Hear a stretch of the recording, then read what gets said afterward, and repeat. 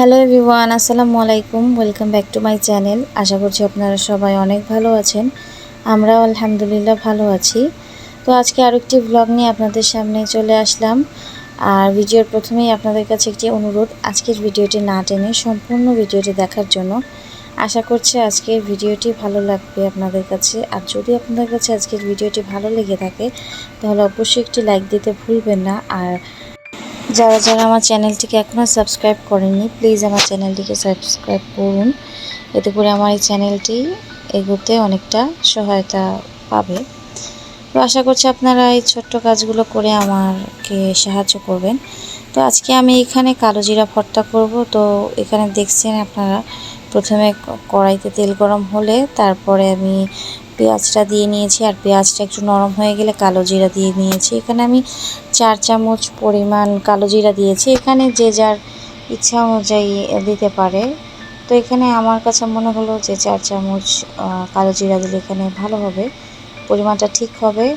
আর তার সঙ্গে আমি কয়েক কোয়া রসুন দিয়ে নিয়েছি। রসুনটা আমি শেষে দিয়েছি, এতে করে রসুনের একটা ঘ্রাণ আছে, সেই ঘ্রাণটা নষ্ট হয় না, সেটা ভর্তার ভিতরে খুব ভালোভাবে থাকে। তো এবার আমি শিলপাটায় এটা বেটে নিচ্ছি। আর এখানে হচ্ছে কালো জিরা ভর্তাটা খুবই অল্প পরিমাণের, যার জন্য আমি ব্লেন্ডারে ব্লেন্ড করিনি, শিলপাটাই এখানে গুঁড়া করে নিচ্ছি। আর আমার শিলপাটায় বাটতে খুবই ভালো লাগে, কিন্তু আমি সময় স্বল্পতার কারণে বেশিরভাগ ক্ষেত্রেই ব্লেন্ডারে চেষ্টা করি বাটার। কিন্তু আমার শাশুড়ি বা আমার যে আম্মু, সে সবসময় শিলপাটায় মশলা বাটে। এতে করে মশলার স্বাদটাও ভালো থাকে, আর তরকারি রান্নার পরে তরকারিটা অনেক মজা লাগে। তো এখানে কথা বলতে বলতে দেখুন আমার কালো জিরা ভর্তা করা শেষ। আর এখানে আমি একাই বেশিরভাগ খাই, কারণ কালো জিরা ভর্তাটা আমাদের বাসায় তেমন একটা বেশি কারোর পছন্দ না। কেননা এটা একটু তিতকুড়ে টাইপের, তো কিন্তু আমার এটা অতটা পছন্দ না, কিন্তু এর উপকারিতা ভেবে আমি এটাকে খাই। কারণ এটা খেলে প্রচুর পরিমাণের উপকার পাওয়া যায়, যেমন ক্ষত সারতে সাহায্য করে, তারপরে বুকের যে দুধ সেটা বৃদ্ধিতে সহায়তা করে। এছাড়াও এইটা কোষ্ঠকাঠিন্যতা দূর করতেও সাহায্য করে। মানে অনেক দিক আছে এই কালো জিরা ভর্তার। তো এখানে আমি গরম ভাতে দেখুন কালো জিরা ভর্তা মেখে নিচ্ছি। এটার স্বাদ খুবই বাজে, কিন্তু আমি তারপর চোখ নাক বুজে এটা খাচ্ছি। আর আজকে আমাদের রান্না করতে লাউ দিয়ে, এটা মাছ, বড় মাছ, কি জানি নামটা মনে নেই। আর এটা উচ্ছে দিয়ে মাছের ডিম ভাজি। আর এখানে ছোট মাছ চচ্চড়ি আলু দিয়ে।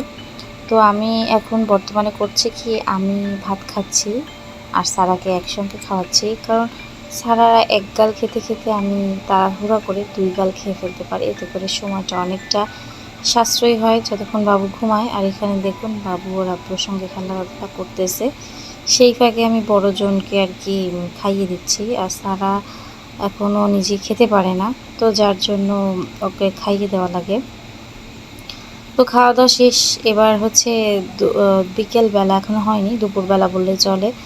তো এখানে সারাও ঘুম আর মেহেরাবও ঘুম। তো এখানে সরিষার তেল আর হলুদ আমি মিক্স করে নিয়েছি।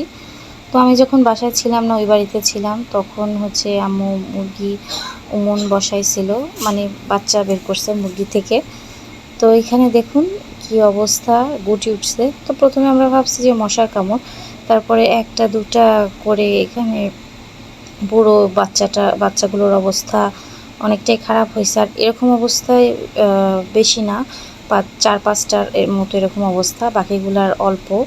তো যার জন্য আমি এখানে প্রাথমিক যে চিকিৎসাটা, এখানে হলুদ আর সরিষার তেল, এই দুইটা আমি মিশিয়ে ওদেরকে অ্যাপ্লাই করতেছি। তারপরে আমি ভাবলাম যে এইগুলা যত আস্তে আস্তে কাজ করবে, এতে তো এদের হবে না, কারণ অনেকটাই গাড়ায় গেছে, অনেকটা বেশি হয়েছে গুটি, তো এরা নাও বাঁচতে পারে। যার জন্য আমি ডাক্তারের কাছে গিয়েছিলাম। তো ডাক্তার ওষুধ দিছে, প্রতিদিন অর্ধেক করে খাওয়াতে হবে, আর সঙ্গে একটা ড্রপার দিছে। সেই ড্রপারটা ওই যেখানে যেখানে গুটি সেখানে লাগাতে হবে, এতে করে অনেকটা সুস্থ হয়ে যাবে, তিনি আমাকে আশ্বাস দিলেন। তো আমি ওষুধও খাওয়াইছি, আর ওই যে যে ড্রপারটা সেটা হচ্ছে সেটাও লাগাইছে। তো মানে যেই গুটিগুলা সেই গুটিগুলার উপরে অনেকটা কালচে কালচে ভাব আসতেছে, মানে ওষুধ আর ওই যে ড্রপ ওইটায় কাজ হচ্ছে। তো দেখা যাক কী হয়। তো আমি আপনাদের পরে একদিন দেখাবো অনেকটা সারার পরে। তো এখানে দেখুন গরম তো পড়তেছে অনেক বেশি, আর সারা হচ্ছে আইসক্রিম খাবে। তো বাসায় দুধ দিয়ে দুধ জাল করে চিনি তারপরে হচ্ছে একটা এলাচ দিয়ে খুব ভালো করে ঘন করে আমি এখানে আইসক্রিমে যে ছাঁচ তার ভিতরে দিয়েছি। আর মাত্র 3টা আইসক্রিমই তৈরি করেছিলাম। তো একটা সারাকে দিয়েছি, আর এটা বলতেছি যে তোমার আপাকে দিয়ে আসো। আর কথা অনুযায়ী সারাও তার আপাকে এটা দিয়ে আসতে যাচ্ছে, আর একটা রেখে দিয়েছি, পরবর্তীতে হচ্ছে ওকে দেওয়া যাবে। তো আমি বর্তমানে ঠান্ডা জিনিস বেশি একটা খাচ্ছি না, কেননা বাবু এখনও ছোট। তো ওরও ঠান্ডা লেগে যেতে পারে, যেহেতু হচ্ছে ব্রেস্ট মিল্ক খায় এর জন্য। তো আম্মু গিয়েছিল এক আত্মীয়দের বাসায়। তো সেখানটায় অনেকটা গ্রাম গ্রাম ভাব, মানে সেখানে জিনিসপত্র চাষ করা হয়। তো এখানে দেখুন কি কি নিয়ে আসছে। এখানে হচ্ছে কাঁচা আম, তারপরে থানকুনি শাক, তারপরে পাঁচমিশালি যে কাঁথা শাক বলি, তারপর তেলাকুচু শাক, এখানে বরবটি, ঝিঙে, কচুরলতি, তারপরে হচ্ছে বাঙ্গি, তারপরে ডুমুর, এইগুলা হচ্ছে সে নিয়ে আসছে। তো এখানে আজকে হচ্ছে পরের দিন এইগুলা সব কেটে কুটে আমরা ঠিকঠাক করে রাখছি, কারণ এতগুলো সবজি এত দূর থেকে টেনে আনছে, নষ্ট তো হতে দেওয়া যায় না। তো এখানে ডুমুরগুলোকে সিদ্ধ করে এইবার ফ্রিজে রেখে দেবো, তো যখন মন চাবে বের করে খাওয়া যাবে। আর এখানে দেখেন বেশ অনেকগুলা ডুমুর হয়েছে, আর এগুলো কাটতেও প্রচুর কষ্ট হয়েছে। আর এই যে কালো পানি, এটা হচ্ছে সব আয়রন বেরিয়ে চলে গেছে। তো এখানে আমরা শুধু ছাবলাটাই খাবো, কিন্তু কি করব, এখানে বর্তমানে আয়রনের অতটা দরকার নাই, যার জন্য মুখের স্বাদটাই খুঁজছি বেশি, এর কারণে ওই পানিগুলো ফেলে দিচ্ছি। তো এইখানে হচ্ছে থানকুনি শাক, দেখুন সে গাছ ধরে মানে শিকড় শুদ্ধ সব টেনে টুনে নিয়ে চলে আসছে। তো এবার এইখানে এই শাকগুলোকে বেছে নেব খুব ভালো করে। আর এই শাক দিয়ে হচ্ছে আলু দিয়ে মাছ দিয়ে তরকারি,